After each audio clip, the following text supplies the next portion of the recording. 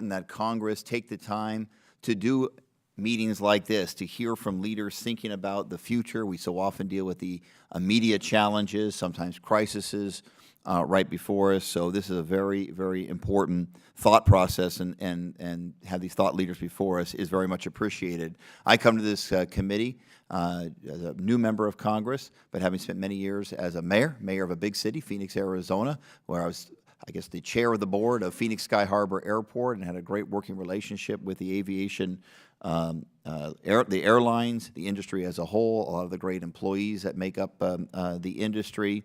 I was also a champion of a major infrastructure investment initiative that we undertook in our city, transportation initiative. And a lot of the investment went to light rail and to improving our bus system. And many people challenged me and said, why would you invest in those old technologies or those old systems when transportation is going to look so different in the next 50 years?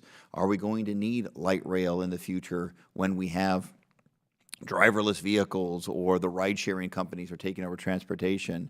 My response was, of course, that a great city has to have as many transportation options as possible. It's not an either-or proposition. And so we need to continue to invest in outstanding transportation options like light rail. I'm looking at this in very much the same mindset. I'm excited about these new technologies and what they might mean for the American economy and American technological leadership in the world, but also at the same time hoping to get out of this committee a proposal for a major Infrastructure Investment Act for the United States of America, and maybe ask your advice about what infrastructure investment should we be looking at differently in light of some of the technologies that you're talking about, or some add-ons to the potential infrastructure investment that we'll be making, recommended through this committee.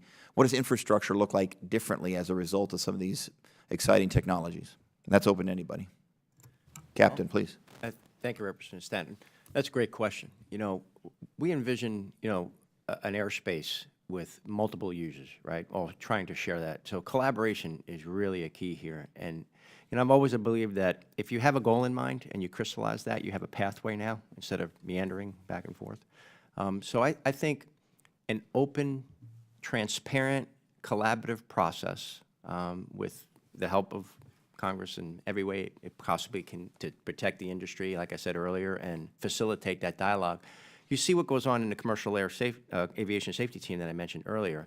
That risk predictive model is a very useful tool, and it goes hand in hand with success, right? Because if something goes wrong, or if you go a little too fast and you try to cut a corner, then it affects the whole thing, and it changes the perceptions to the public. So I think anything along those lines would be, but that's what it's going to look like, including commercial space. Airline Pilots Association, I was at a CompStack meeting last year, and when they said the mic is open, I grabbed it and I said, you know, from what I'm hearing from everyone, it sounds like we could all benefit from, because there was some concerns, right, between commercial aviation and commercial space. It's not like they're a new entrant, like, say, drone use or anything like that. They just have a enhanced capability now due to, but the methodology that we're using right now of, you know, segregating vast pieces of airspace, when we really, there's some low-hanging fruit right now that we can more dynamically manage that airspace, but that requires cooperation, leadership, and so anything along those lines. That's great advice. Mr. Ellis, how about your technology with Elevate? You talked a little bit, other members asked about infrastructure necessary. I'm fascinated by the opportunities of technology, and as leaders on the infrastructure side, what should we be thinking about? Yeah, we actually envision, thank you for the question, envision a combination of both private and public infrastructure that will develop over time to support this type of a network. And not just like physical on the ground infrastructure, but the digital infrastructure as well. That in order to do the right kind of collaborative airspace management kind of built out under that UTM construct, there has to be the digital infrastructure that's run by the FAA to facilitate that, and we think that's incredibly important.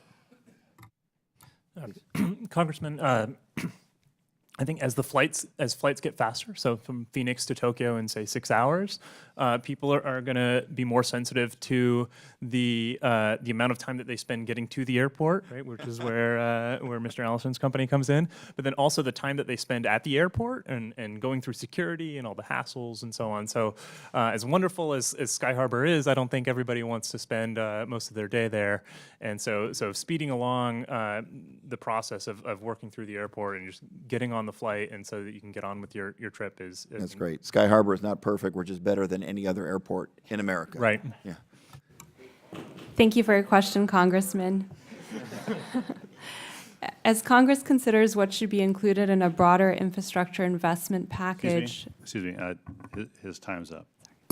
Sorry. Sorry. Thank you, though. We're going to go to